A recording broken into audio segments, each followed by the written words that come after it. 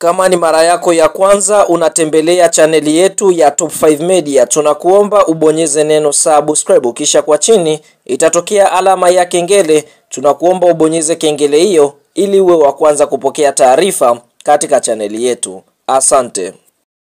Habari kubwa ya kimichezo ambayo tunakwenda kuiangaza mezani siku ya leo ni kuhusiana na kile ambacho kimeweza kujiri kutoka katika shirikisho linalosimamia mpira wa miguu nchini Tanzania kupitia bodi yake. Basi kwa upande mwingine wameweza kutoa tuzo mbalimbali kuhusiana na ile tuzo ya mchezaji bora ambaye amefanya vizuri ndani ya mwezi Februari, bila kusahau wameweza kutoa tuzo ya kocha bora ambaye ameweza kufanya vizuri ndani ya mwezi Februari. Sasa kupitia taarifa ambayo imeweza kutolewa kwa vyombo vya habari kupitia bodi ya ligi kuu Tanzania bara TPLB siku ya leo, inasemaje? Inasema hivi: mshambuliaji wa timu ya Young Africans Yanga ya Dar es Salaam Prince Dube amechaguliwa kuwa mchezaji bora wa mwezi Februari wa ligi kuu ya NBC msimu wa mwaka 2024-2025, huku Milodi Hamdi pia wa Yanga akichaguliwa kocha bora wa ligi hiyo kwa mwezi huo.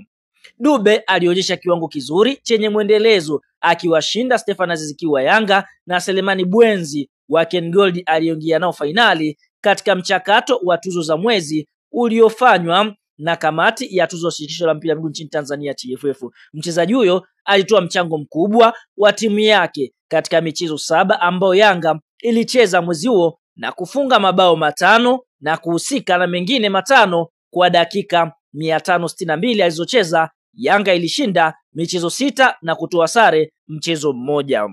Kwa upande wa Hamdi aliyeingia fainali katika mchakato huo na Faldu Davis wa Simba na Fredi Minziro wa Pamba Jiji, aliongoza Yanga kushinda michezo 4 na sare moja, ambapo kwa mwezi huo Yanga ilicheza michezo 7. Hamdi aliongoza Yanga ilipotoka suluhu na JKT Tanzania, kisha ikazifunga KMC mabao 6-1, Singida Black Stars mabao 2-1, Mashujaa mabao 5-0, Pamba Jiji mabao 3-0. Mechi nyingine ambazo Yanga ilishinda mwezi huo lakini haikuwa chini ya Hamdi dhidi ya Ken Gold 6-1 na dhidi ya Kagera Sugar 4-0.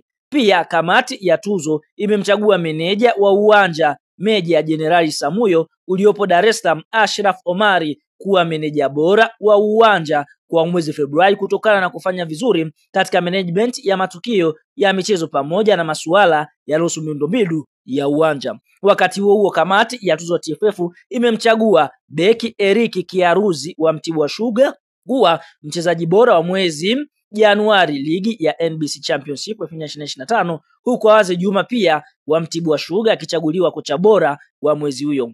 Kiaruzi aliyeingia fainali katika mchakato huo na Raisin Hafiz wa Mtibwa Sugar na Boniface Maganga wa Mbeya Kwanza alionyesha kiwango chenye mwendelezo katika safu ya ulinzi, huku pia akisaidia timu yake kufunga mabao 2 katika dakika 270 za michezo 3 aliyotumikia. Kwa upande wa Awazi aliingia fainali na Zuberi Katwila wa Bigman na Emmanuel Masawe wa Mbeya Kwanza aliongoza timu yake kupata ushindi katika michezo 3 iliyocheza ikivuna pointi 9 na kuendelea kuongoza ligi hiyo.